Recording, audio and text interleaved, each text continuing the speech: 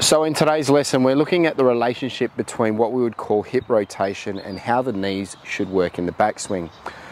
If we get our hips not working in the correct way, it's going to send pressure or movements in the wrong directions in the backswing, which could then translate into what we would call early extension movements coming down into impact, even the case where we could see you early releasing and creating a little bit of a cast. So it's really, really important that we start to understand how we need to turn our hips or how we need to pivot our hips in the backswing so that our legs get into the right position. And we're going to use our knees in particular here in today's video to highlight the incorrect movements in the backswing. So what are we talking about here? We're talking about the person who gets too active with the lead side hip as they're making their backswing, and in doing so the lead side hip comes forward, and what that does is it causes the lead side knee to move too far forward in the backswing. If we generally see ourselves doing that, it can get us into a situation where we get to the top of our backswing, we feel like we're trapped as we're coming back down into the golf ball, so we early extend, and then when we early extend, all of a sudden we get that early releasing action. So understanding how the knees move in the backswing is going to be a very, very good visual reference for you in how to make the hips work correctly. So if we were to take our setup and we would take our backswing, what you need to feel is not that the lead side hip comes forward and encroaches the space between you and the golf ball, but that the trail side hip moves backwards.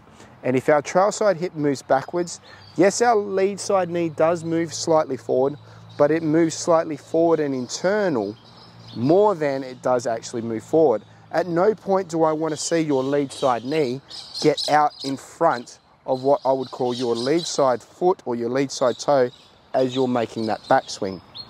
So understanding how the hips move is going to be very, very important, but then getting that visual reference of where the knees are actually moving to as we move to the top of the backswing is going to put you in a good position at the top of the backswing. You also need to understand that when you do this movement and you're trying to keep your legs working in the correct way, or you're trying to work your hip into the correct way so that the pressure transfers to the trail side heel, you don't want to ever feel like you're lifting the lead side shoulder in trying to make that movement.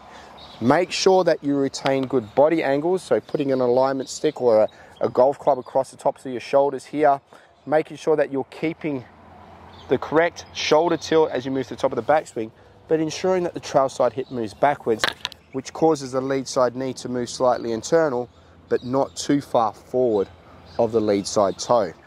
Work on that feeling, practice that feeling, look at that feeling, address it. You can even get an alignment stick, put it across the tips of your legs just like that, push it into the ground, just like so. Take your setup and try not to feel like your lead side knee moves out and on top of that alignment stick too early in the backswing. The more that you can practice those feels and work on those sensations, the better you're going to understand that the trail side hip sinks backwards or rotates or pivots backwards, not the lead side hip moving forwards and around. Get yourself into the correct positions at the top of your backswing. I'm sure you're going to get rid of that early extension look. You'll also get rid of that casting look, and you'll also retain better angles through the swing. Simple ideas, simple concepts to make you hit the ball better. Get yourself into a great position, and I'm sure you'll strike the ball a lot more sweeter. All right, guys, try that one out. Look at your knees, look at your hips, look at the way you turn. Anything that improves you and your striking is only going to make this game that little bit easier. Anyway, guys, like, subscribe, share. Make sure you give it a thumbs up. That's what gets the content out to more people. And we'll see you next time on the channel.